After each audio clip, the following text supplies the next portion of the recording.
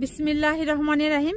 ভাই ও বোনেরা, যে যেখান থেকে আমাকে দেখছেন এবং শুনছেন, আপনাদের সবাইকে আমার সালাম, আসসালামু আলাইকুম।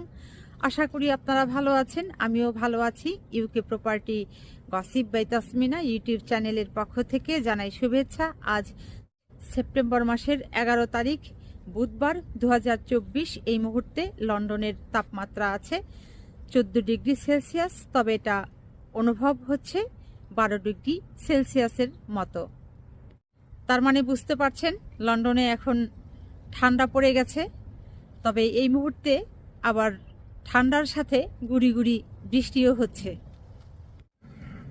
আজ আমার মাথায় অনেকগুলো বিষয় ঘুরপাক খাচ্ছে কথা বলতে, তো সব বিষয় তো আর এক ভিডিওতে কথা বলে শেষ করা যাবে না।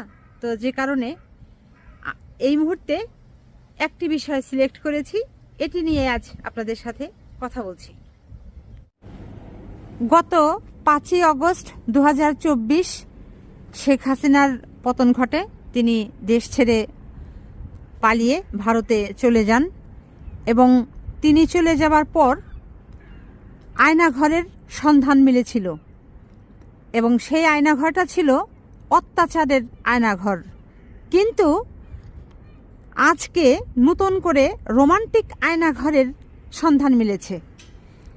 এই রোমান্টিক আয়নাঘরের সন্ধান মিলেছে বাংলাদেশের ঢাকা শহরের সায়েন্স ল্যাবরেটরিতে।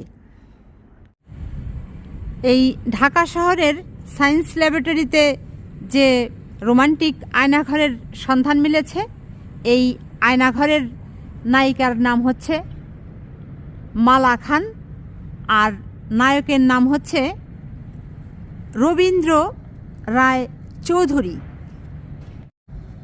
এই রবীন্দ্র রায় চৌধুরী এবং মালা খান এরা উভয়েই BRICM এই প্রতিষ্ঠানে চাকরি করেন এবং তারা উভয়েই সর্বোচ্চ ঊর্ধ্বতন কর্মকর্তা এই অফিসের। মালা খান এবং রবীন্দ্র রায় চৌধুরী এরা দুইজনেই Bangladesh reference institute for chemical measurements, সংক্ষেপে BRICM, এই প্রতিষ্ঠানটির ঊর্ধ্বতন কর্মকর্তা। তারা উভয়েই একই অফিসে কাজ করেন এবং এই একটি অনুসন্ধানে দেখা গেছে যে এই অফিসের ভেতরে তাদের অনৈতিক সম্পর্ক ছিল। এই অফিসে অন্যান্য যারা চাকুরি করেন তারা বলেছেন যে এই মালা খান অনৈতিক সম্পর্কে জড়িত ছিলেন এই রবীন্দ্র রায় চৌধুরীর সাথে। এবং একটি অনুসন্ধানে বের হয়ে এসেছে যে অফিসের ভেতরে এই মালা খানের রুমে একটি সুন্দর খাট ছিল, ডাবল বেড খাট ছিল, তারপর হচ্ছে দুটো বালিশ ছিল সেখানে, এবং সেখানে আপত্তিকর কিছু জিনিস পাওয়া গেছে যেগুলো প্রেগন্যান্সি টেস্ট কিট পাওয়া গেছে। তারপর সেখানে আরও কিছু এ ধরনের আপত্তিকর কিছু জিনিস পাওয়া গেছে। এই অফিসে এই মালা খান এবং রবীন্দ্র রায় চৌধুরীর মেলামেশাটা ছিল আপত্তিকর, দৃষ্টিকটু। তবু তারা যেহেতু ঊর্ধ্বতন কর্মকর্তা, বড় অফিসার, তাই অনেকেই মুখ খুলেননি। কিন্তু তাদের যে চলাফেরাটা ছিল, একের সাথে অপরের যে উঠা বসাটা ছিল, সেটা ছিল স্বামী স্ত্রীর মতো।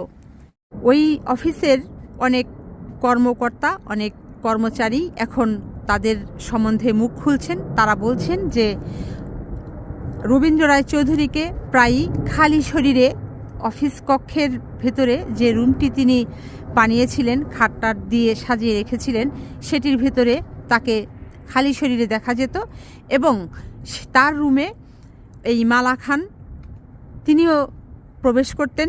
তারা দুজনে ওই এক কক্ষেই থাকতেন। কিন্তু অনেকেই তখন মুখ খুলেননি, কথা বলেননি তাদের চাকরি হারাবার ভয়ে। কারণ তাদেরকে বলা হতো, যদি কেউ কোনো কথা বলো তাহলে তোমাদেরকে একেবারে চাকরির থেকেই বের করে দেওয়া হবে। তোমাদের চাকরির থেকে চ্যুত করা হবে কিংবা বদলি করা হবে, বিভিন্ন ধরনের হুমকি ধামকি এই মালা খান এবং রবীন্দ্র রায় চৌধুরী অফিসের বাকি কর্মকর্তাদের কর্মচারীদেরকে বলতেন এবং এগুলো বলে তাদের মুখ আটকিয়ে রাখতেন। এই মালা খান এবং রবীন্দ্র রায় চৌধুরী তারা এই সাহসটা কই থেকে পেয়েছিল? একটা অফিসের পরিবেশকে তারা নষ্ট করেছে, কলুষিত করেছে এবং ক্ষমতার অপব্যবহার করেছে। মালা খান এবং রবীন্দ্র রায় চৌধুরী এই দুজনের আকাম এখন ফাঁস হয়ে গেছে। সরকারি কর্মকর্তা হয়ে এরা কিভাবে এই দলের প্রভাব খাটিয়ে, আওয়ামী লীগ সরকারের প্রভাব খাটিয়ে এই দীর্ঘ সময় ধরে সরকারি অফিসের ভাবমূর্তি নষ্ট করে, পরিবেশ নষ্ট করে চাকরি করেছেন, এটি আসলে হতবাক হবার মতো অবস্থা। ঠান্ডায় বলতে পারেন আমার হাত একেবারে জমে গেছে। তো আজ এখানেই শেষ করব। সবাই ভালো থাকবেন, সুস্থ থাকবেন এবং আমার জন্য দোয়া করবেন। আমার এই চ্যানেলটিতে লাইক, কমেন্ট, শেয়ার এবং সাবস্ক্রাইব করবেন। আসসালামু আলাইকুম, আল্লাহ হাফেজ।